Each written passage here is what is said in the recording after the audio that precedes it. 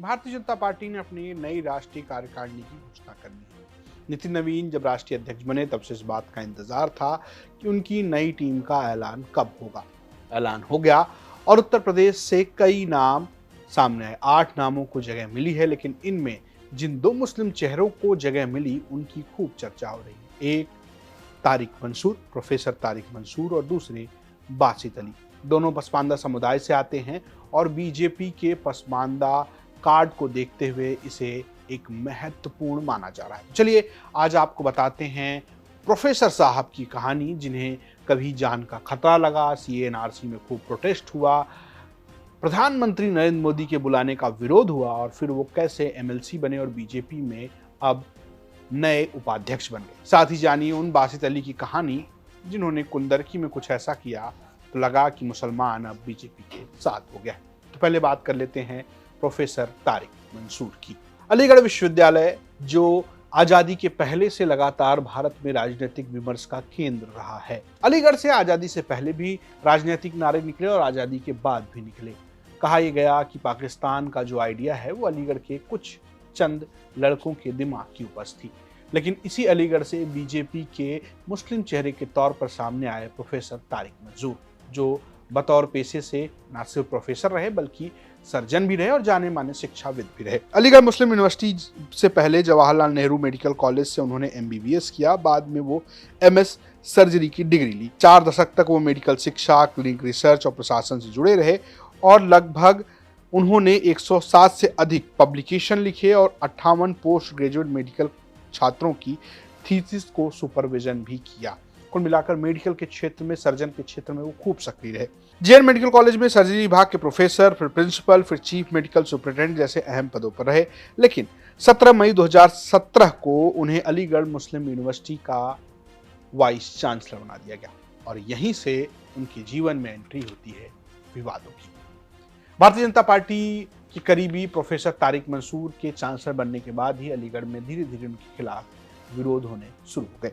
सबसे पहले बात कर लेते हैं साल 2019 की। साल 2019 में जब पूरे भारत में सीएनआरसी को लेकर प्रोटेस्ट हो रहा था, खासकर शाहीन बाग समेत जगह जगहों पर अल्पसंख्यक समुदाय के लोग, मुस्लिम समुदाय के लोग इस बात का विरोध कर रहे थे कि ये काला कानून है। उस दौरान अलीगढ़ मुस्लिम विश्वविद्यालय के कैंपस में भी इस तरीके के प्रदर्शन हो रहे थे। आरोप ये लगे कि प्रोफेसर तारिक मंसूर ने अलीगढ़ कैंपस में पुलिस बुला लिया और आप तस्वीरें भी उस वक्त ही देख सकते हैं कि भारी विरोध होना शुरू हो गया। कैंपस में पढ़ाई लिखाई रुक गई।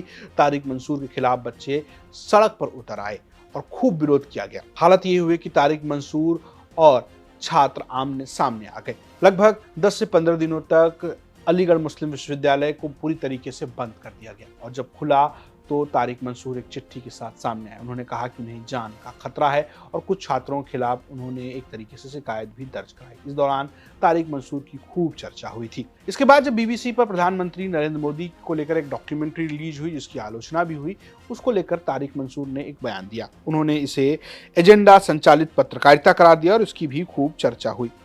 तारिक मंसूर भारतीय जनता पार्टी के करीबी रहे और उन्होंने प्रधानमंत्री नरेंद्र मोदी को अलीगढ़ मुस्लिम विश्वविद्यालय में निमंत्रित किया। तब भी विरोध हुआ था। उनके घर की शादी में आरएसएस प्रमुख मोहन भागवत भी आए, उसकी भी खूब चर्चा हुई। लेकिन बड़ी चर्चा तब हुई जब 6 साल जब उनका अलीगढ़ मुस्लिम विश्वविद्यालय में बतौर वाइस चांसलर कार्यकाल पूरा हो गया, तब उन्हें उत्तर प्रदेश के विधान परिषद से एमएलसी बना दिया गया और जेपी नड्डा की टीम में उन्हें शामिल किया गया और उन्हें सीधे राष्ट्रीय उपाध्यक्ष का पद दिया गया।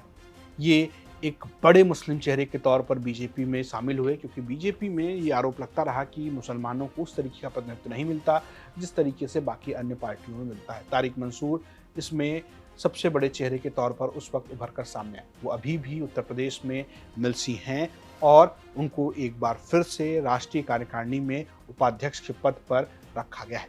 अब बात उन दूसरे नेता की जिनका नाम है बासित अली। बासित अली वो नेता है जिन्होंने उत्तर प्रदेश में पसमानदा की सियासत शुरू की। बासित अली मेरठ के रहने वाले हैं। जब इस बात की घोषणा हुई तो उनके घर पर खूब तालियां बनाई गई और खूब नारे भी लगे। जिंदाबाद बासित भाई, जिंदाबाद बासित भाई, जिंदाबाद भारतीय जनता पार्टी, जिंदाबाद। बासित अली, जो अपने आप को मुस्लिम राजपूत बताते हैं, वो पसमानदा की पॉलिटिक्स करते हैं जिसमें दलित ओबीसी समुदाय आता है। बासित अली ने नारा 85-15 का दिया। उन्होंने कहा कि 85% मुसलमान, दलित और ओबीसी है जिसका शोषण हो रहा है, बाकी 15% राजनीति में फायदा उठा रहे हैं। बासित अली ने बीजेपी के लिए पहले जिला मीडिया प्रभारी के तौर पर अपने करियर की शुरुआत की। बाद में उत्तर प्रदेश में वो अल्पसंख्यक मोर्चे में शामिल हुए और फिर वो पहुंच गए बीजेपी के राष्ट्रीय कार्यकारिणी में, जहां उन्हें पहले अल्पसंख्यक मोर्चे में शामिल किया गया और अब उन्हें राष्ट्रीय अल्पसंख्यक मोर्चे का अध्यक्ष बना दिया गया है। बासित अली के जीवन में बड़ा मोमेंट तब आया जब कुंदरकी के उपचुनाव में, जहां पर मुसलमानों की संख्या सबसे अधिक है, वहां के विधायक जियाउर रहमान बर्क अपनी सीट छोड़कर संभल से सांसद हो गए। तब वहां पर बासित अली ने पसमानदा को एकजुट किया और वहां पर बीजेपी पहली बार चुनाव जीतने में सफल हुई। कहा गया कि ये पसमानदा वोटों की बीजेपी की तरफ एक झुकाव को दर्शाता है। हालांकि 2024 के बाद इस चुनाव को लेकर भी खूब चर्चा हुई। विपक्ष ये आरोप लगाता रहा कि इसमें सरकार ने पुलिस से और प्रशासन के दम पर ये चुनाव जीतने का काम किया है। बासित अली लगातार सुर्खियों में रहे।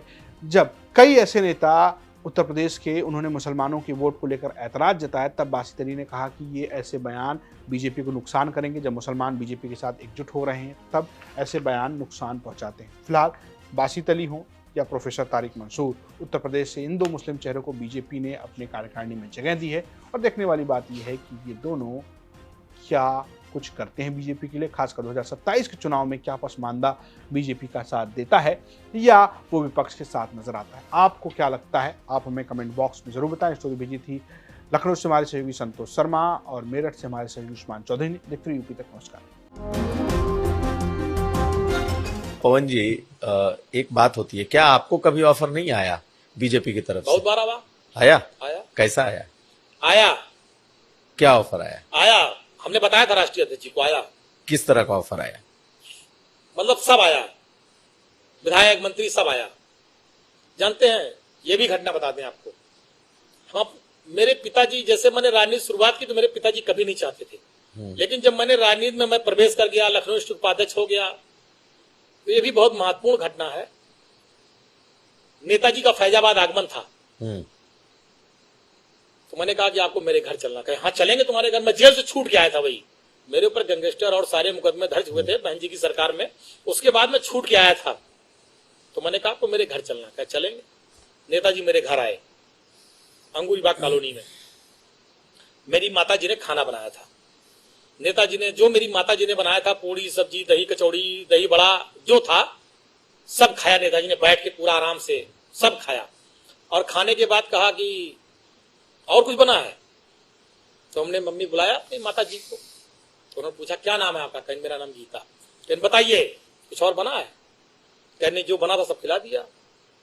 फिर उन्होंने, मेरी माता जी ने कहा नेताजी से, ये पढ़ते लिखते नहीं है, क्या होगा इनका?